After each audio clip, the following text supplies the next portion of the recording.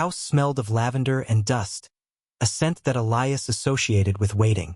It was the smell of his mother, Martha, waiting for a husband who had been gone for 5 years, and waiting for a son who visited too rarely. Elias stood in the doorway of the kitchen, his suitcase still in his hand. The room was smaller than he remembered.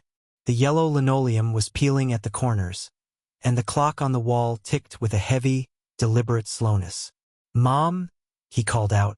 Martha sat at the small round table, staring at a cup of tea that had long gone cold. She turned slowly.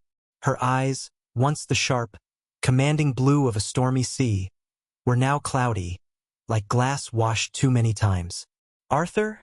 she asked, her voice a fragile whisper. "Is that you?"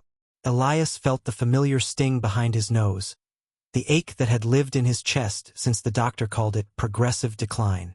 He set his bag down and walked over, kneeling beside her chair. He took her hand.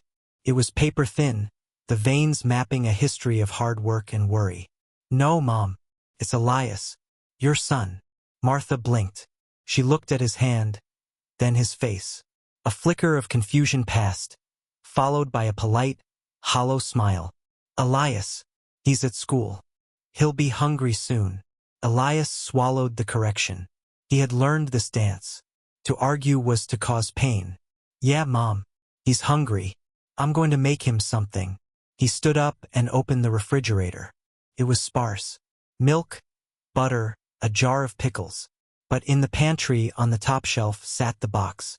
It was a wooden recipe box, stained with decades of splashed oil and tomato sauce.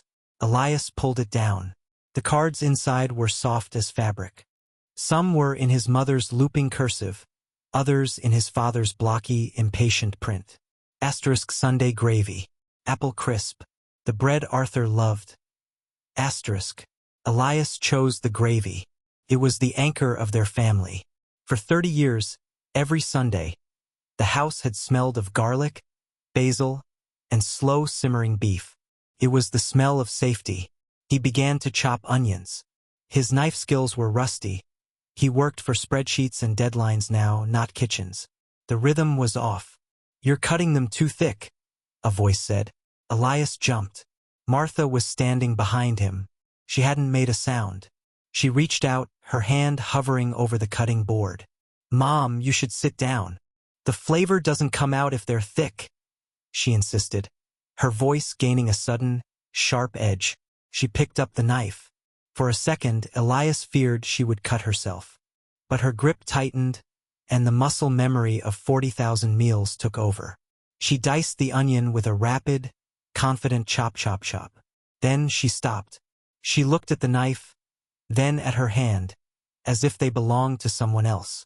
The strength drained from her posture. Where is the basil?" "Here, Mom." Elias handed her the jar. She rubbed the dried leaves between her palms, closing her eyes. She inhaled deeply. When she opened her eyes, the clouds had parted. Just for a second, she looked at Elias, and she saw him. Not the boy, not the stranger, but the man he was. "You look tired, Eli," she said softly. "I'm okay, Mom." "No," she said, reaching up to touch his cheek. Her thumb brushed a tear he hadn't realized had fallen. "You carry too much, like your father." "Dad would be proud of you," Elias choked out.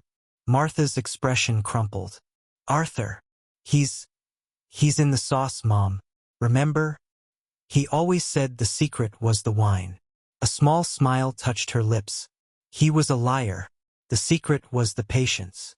They cooked together in silence. Martha would drift away, staring at the simmering pot, and then snap back to stir it or add a pinch of salt. Elias watched her, memorizing the way her nose crinkled when she tasted the broth, the way she hummed a tuneless melody while she worked. He realized with a heavy heart that he was no longer the child being cared for. He was the keeper. He was the one who would have to remember the recipe when she forgot how to hold the spoon. They sat down to eat at the small round table. The steam from the bowls fogged the window. Martha took a bite. She closed her eyes. "It's good. You made it." "Did I?" She looked around the kitchen, bewildered again. The moment of clarity was fading, slipping away like water through cupped hands. "Who are you eating with, Martha?" she asked herself, looking at Elias. Elias didn't correct her this time. He reached across the table and covered her hand with his. "You're eating with family, Mom." Martha looked at their joined hands. She didn't know his name anymore. She didn't know the year, or that her husband was dead, or that her son had gray in his beard. But she knew the warmth of the hand holding hers. She knew the safety of the kitchen. She knew the love in the bowl. "Family," she repeated, testing the word. Felt good on her tongue. She squeezed his hand back, a weak but deliberate pressure. "Family stays." Elias bowed his head over his bowl, letting the tears fall into the gravy, salting it with his grief and his gratitude. "Yes, Mom," he whispered into the steam. "Family stays." Outside, the sun went down and the house grew dark, but the kitchen remained warm. The recipe box sat on the counter open and waiting. Elias knew that tomorrow, she might not know him. She might ask for her parents. She might be afraid. But tonight they had eaten together, and he had learned the secret. It wasn't about the ingredients. It wasn't even about the memory. It was about showing up, stirring the pot, and holding on tight when the world tried to let go.